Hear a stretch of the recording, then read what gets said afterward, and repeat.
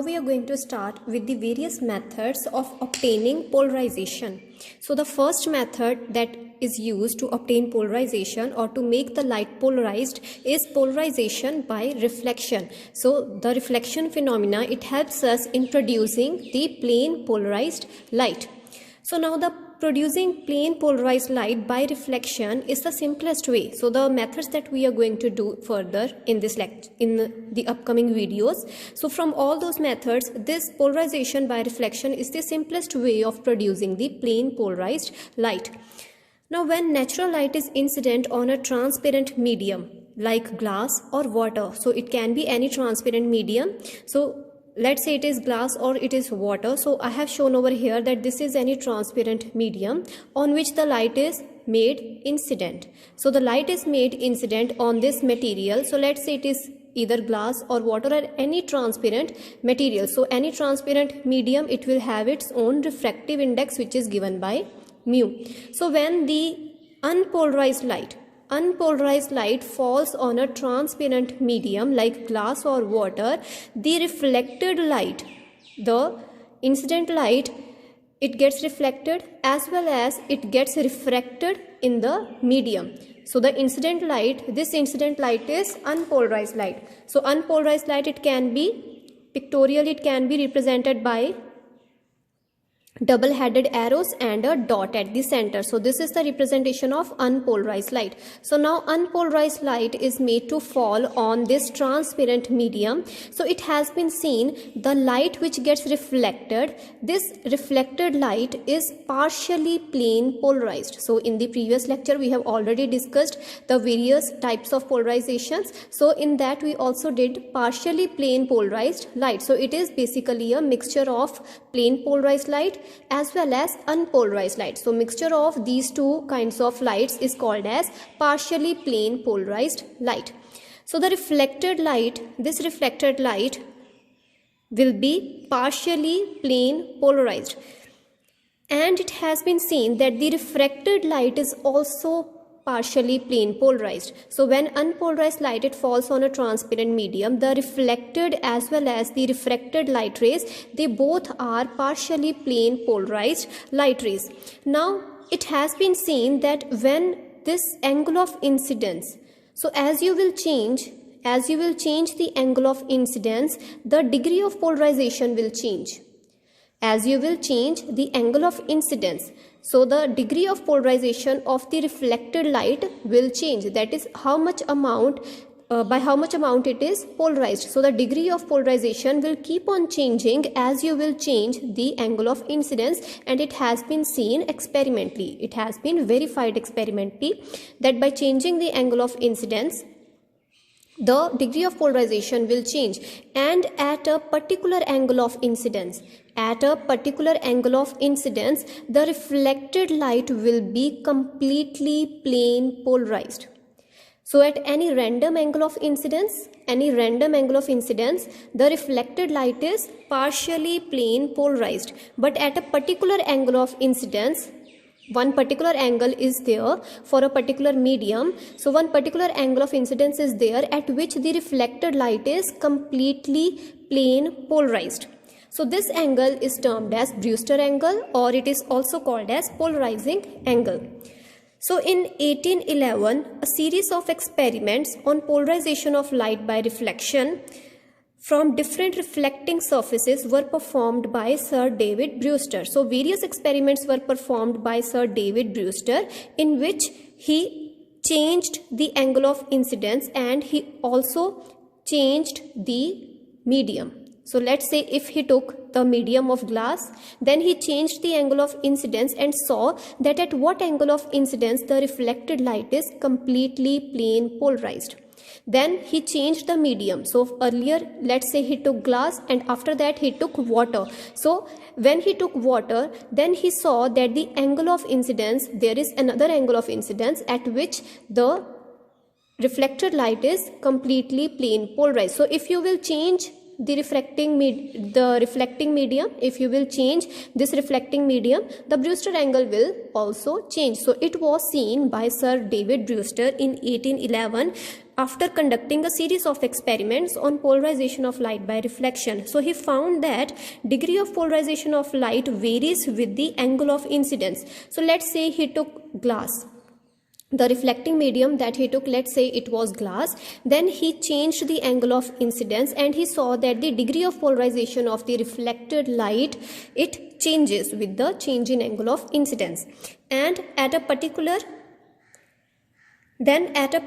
angle of incidence, the I stands for angle of incidence, and he saw that a particular angle of incidence, the reflected light, only we are talking about reflected light over here. So the reflected light is completely polarized at a particular angle of incidence for a particular kind of medium.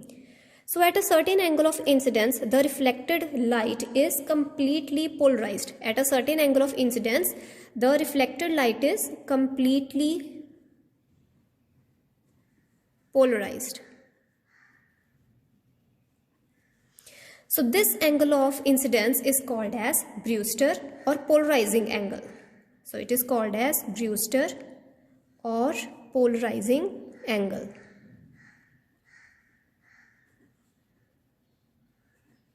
And it is also denoted by IB. In some books it is denoted by IB, and in some books it is denoted by IP. So this is the same angle, and it is also called as Brewster angle, or it is called as polarizing angle. And this angle is the angle of incidence at which the reflected light is completely plane polarized for a particular medium. So if you will change the medium, the Brewster angle will also change. So this was observed by Sir David Brewster in 1811. So the degree of polarization depends upon the incident angle on the surface and upon the material. So it was seen that the degree of polarization of the reflected light, it depends upon angle of incidence, as well as it depends upon the material which you are taking. So it depends upon the refractive index. So the reflected light over here is, let's say this angle of incidence is any angle other than Brewster angle. The angle of incidence, this is any angle other than Brewster angle. So at any angle of incidence, at any random angle of incidence, the reflected light is partially plane polarized. So it will be partially plane polarized. So let's say it is, over here I have shown denoted unpolarized light, and over here I have shown the plane polarized light. Then again after some time it will be again unpolarized. So it is a mixture of plane polarized and unpolarized light. So this is partially polarized light, as well as the refracted light is also partially plane polarized. So it will be also partially plane polarized.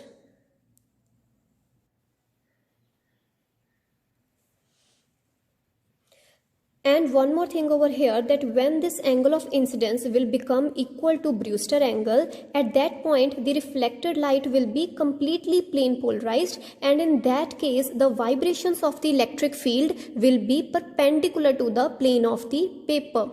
So for the reflected light, when the angle of incidence is equal to Brewster angle, we have already said the reflected light will be completely plane polarized, and completely plane polarized means that the vibrations of electric field, they are in only one direction, and one direction is the direction which is perpendicular to the plane of the paper. So for the case of reflected light, you have to remember that for the case of reflected light, when angle of incidence is equal to Brewster angle, in that case the electric field vibrations in the reflected light are perpendicular to the plane of the paper. So over here this angle is any angle, any random angle of incidence other than Brewster angle. In that case the reflected light is partially plane polarized, and the refracted light is also partially plane polarized. But if this angle of incidence will become equal to IB, in that case the reflected light will be completely plane polarized, and the vibrations of the electric field will be they will be perpendicular to the plane of the paper. Now when the angle of incidence is equal to polarizing angle or Brewster angle, the reflected light, the light which gets reflected, is completely plane polarized, and the vibrations of electric field, they are perpendicular to the plane of paper. Therefore we have denoted over here, we have drawn over here dots. So dots means that the vibrations of electric field, they are perpendicular to the plane of the paper, or you can say the plane of incidence. But when I is equal to IP, the refracted light, the light which gets refracted, it will be still partially plane polarized. The refracted light is still partially plane polarized when angle of incidence is equal to Brewster angle. So when angle of incidence is equal to Brewster angle, only the reflected light is completely plane polarized, whereas the refracted light, it remains partially plane polarized. Now in case of reflected light, the plane of vibration is perpendicular to the plane of incidence. So the plane of vibrations of electric field in the case of reflected light, the plane of vibrations of the electric field, they are perpendicular to the plane of incidence. Now Brewster found that the polarizing angle IP, this IP angle, polarizing angle, as I have already said, let's say this is the medium you are taking and its refractive index is given by mu. So let's say this medium which we have taken, its refractive index is mu. Now Brewster took number of materials of different refractive index and found the Brewster angle for every reflecting medium that he took. So he found that the Brewster angle and the refractive index of the medium, they are related to each other, and the relation which he found, the relation of the refractive index of the medium and the Brewster angle. So the relation was mu is equal to tangent of IP. So this was the relation which was found by Brewster by conducting various experiments. So the experiments were that he took first material, then found the corresponding Brewster angle for that material, then he took the another material and found the Brewster angle for that second material, and in the same way he took number of materials of different refractive index and found the Brewster angle for each material, and he found that the refractive index and the Brewster angle, they are interrelated, and the relation of refractive index and the Brewster angle is given by this formula, that is the refractive index of the medium is equal to tangent of the Brewster angle. So Brewster found that polarizing angle depends upon the refractive index. So the polarizing angle, it depends upon the refractive index of the medium. As a result of various experiments, he proved that tangent of the polarizing angle is numerically equal to the refractive indices of the reflecting medium. So tangent of the polarizing angle is equal to the refractive index of the medium which we are taking. So this is the relation which was found by Brewster, and this is called as Brewster's law. So this whole statement which I have written over here and this formula, along with this formula, is called as Brewster's law. And over here, the angle of incidence over here is equal to IP. It is equal to Brewster angle. So the incident light is shown over here that it is unpolarized light. Then at the Brewster angle, when the angle of incidence is equal to Brewster angle, at that angle the reflected light will be completely plane polarized. So the reflected light is completely plane polarized and its vibrations are perpendicular to the plane of the paper, or you can say perpendicular to the plane of incidence, whereas the refracted light, it remains partially plane polarized. It will remain partially plane polarized. Now we are going to find out the relation of Brewster angle and the angle of refraction. So this is the angle of refraction which is given by small r, and Brewster angle for this medium is equal to IP. So now we are going to find out the relation of IP and the angle of refraction. So according to Brewster law, we are given that mu is equal to tan of IP. So this can be written as, so mu is equal to tan of IP. So tangent of IP can be written as sine of IP over cos of IP. And according to Snell's law,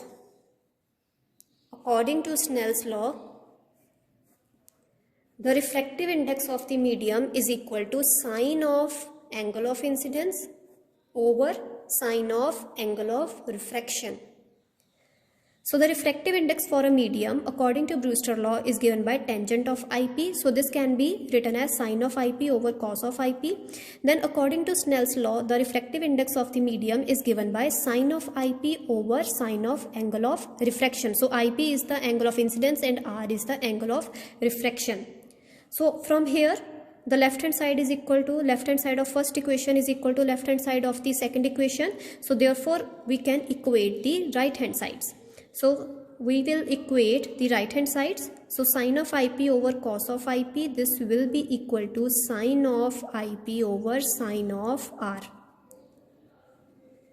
So from here you can write it as sine of IP, this will remain as it is, divide by this sine of R, it can be written as cos of pi by 2 minus R, because cos of pi by 2 minus theta is nothing but equal to sine theta. So sine of R can be written as cos of pi by 2 minus R. So now you can relate this term with this term. So the numerator on both hand sides, they are the same. Here is sine of IP and here is sine of IP. Then in the denominator we have cos of IP and over here we have cos of pi by 2 minus R. So by equating these two equations, by relating these two equations, we can see that IP should be equal to pi by 2 minus R. So IP should be equal to pi by 2 minus R. And from here you can write that the Brewster angle plus angle of refraction is equal to pi by 2. So the sum of Brewster angle and the corresponding refracting angle in the medium is equal to 90 degree. So this is in radians. So in degrees it will be equal to 90 degrees. So this IP plus R is equal to 90 degree. So this we have proved by using Brewster law. Now you can also prove that angle of incidence, when angle of incidence is equal to Brewster angle, when this angle of incidence is equal to Brewster angle, the reflected light ray, this reflected light ray is perpendicular to the refracted light ray. So now just we have proved that this angle, Brewster angle plus the angle of refraction, this is equal to 90 degrees. Now using this formula we can easily prove, by using geometry we can easily prove that this reflected light and the refracted light ray, they both are perpendicular to each other provided the angle of incidence is equal to Brewster angle. So you can easily prove that, because if this is equal to IP, this will be equal to IP.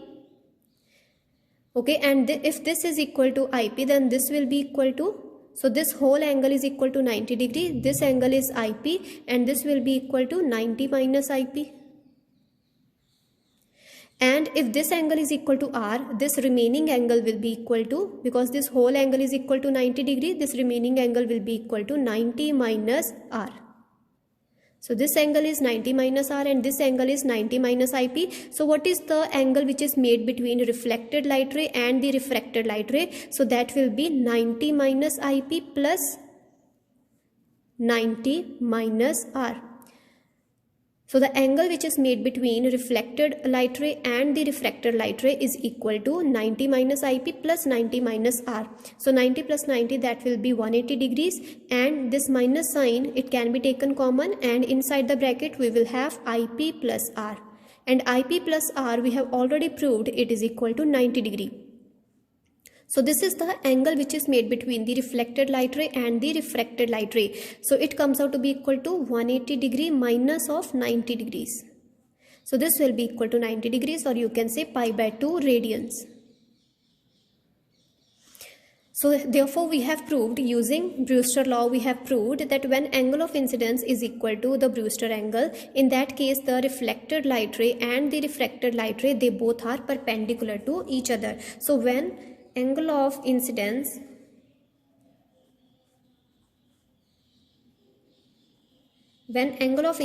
is equal to Brewster angle,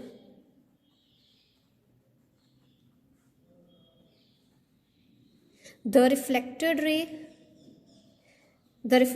is the one which is completely plane polarized. This reflected light ray is the one which is completely plane polarized. So the reflected light ray is perpendicular to the refracted ray.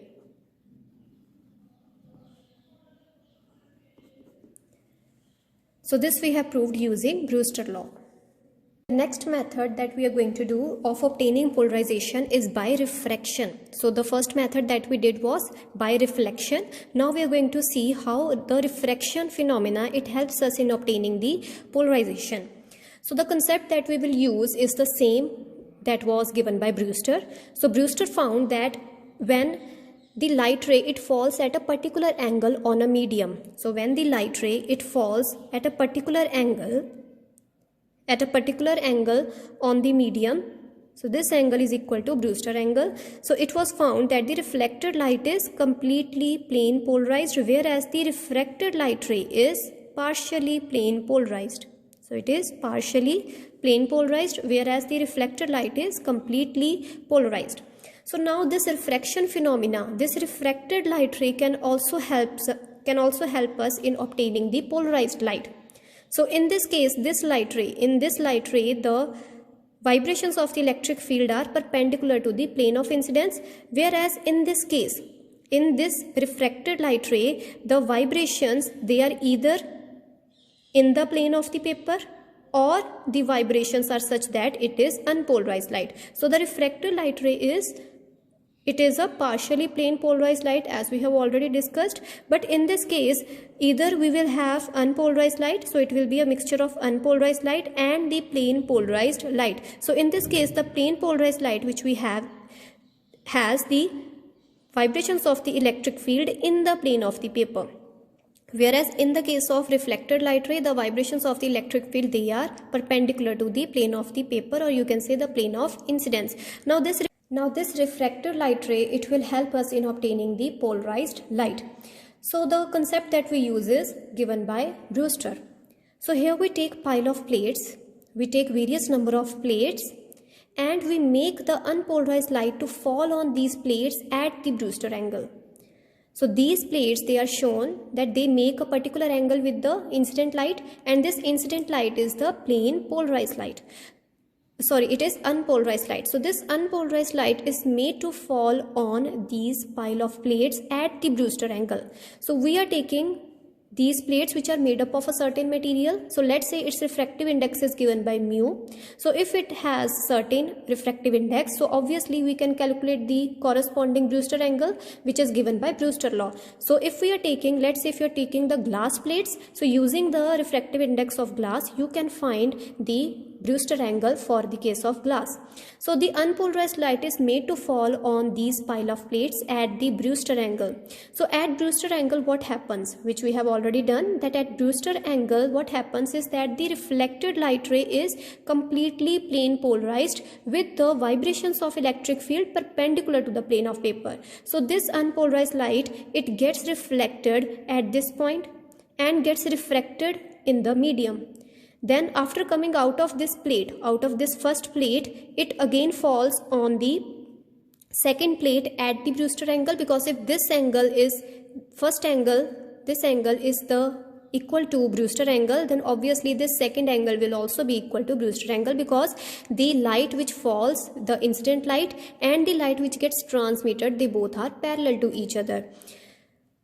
So when the unpolarized light, it falls on the first glass plate at the Brewster angle, the reflected light ray will be plane polarized with the vibrations which are perpendicular to the plane of incidence. So therefore I have drawn over here shown by dots. So the vibrations of electric field, they are perpendicular to the plane of incidence.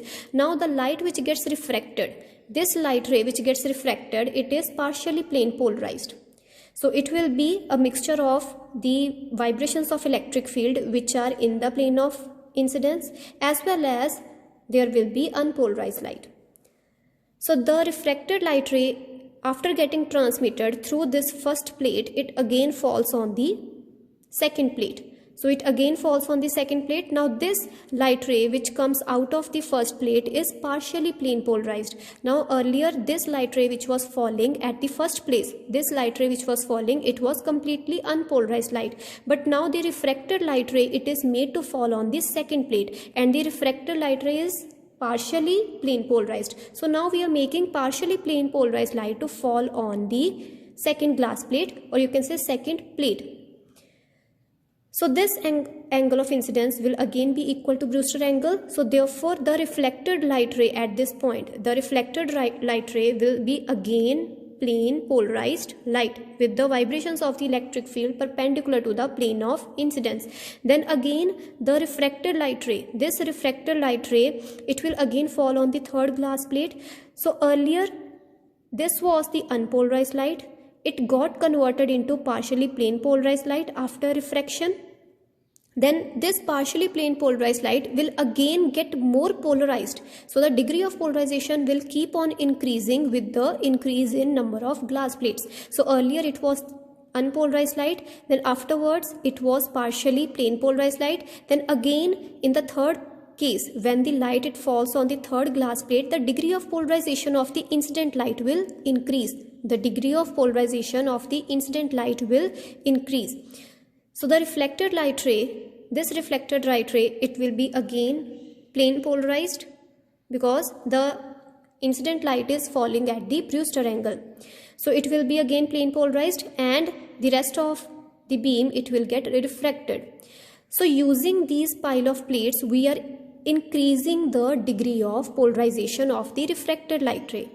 So by using these pile of plates, the transmitted beam is made to suffer a number of reflections. So the transmitted beam is made to suffer number of reflections at the plates.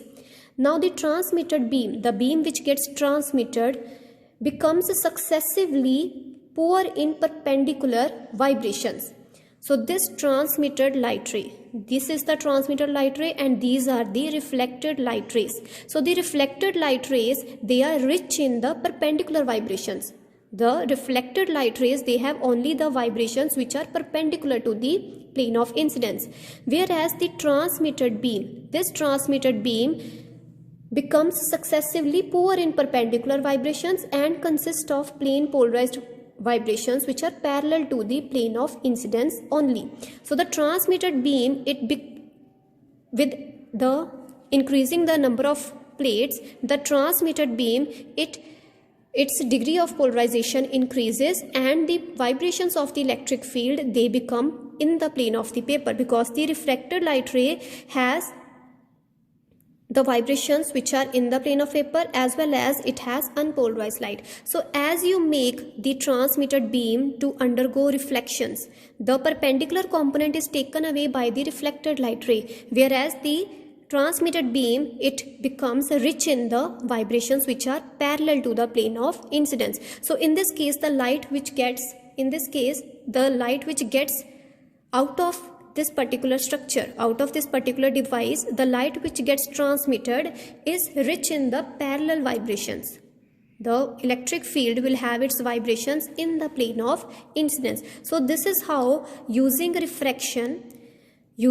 refraction, phenomena of refraction, we have converted unpolarized light into plane polarized transmitted light. So the transmitted beam becomes successively poor in perpendicular vibrations, because these perpendicular vibrations, they are taken away by the reflected light ray, and the transmitted beam, it just consists of plane polarized vibrations which are parallel to the plane of incidence only.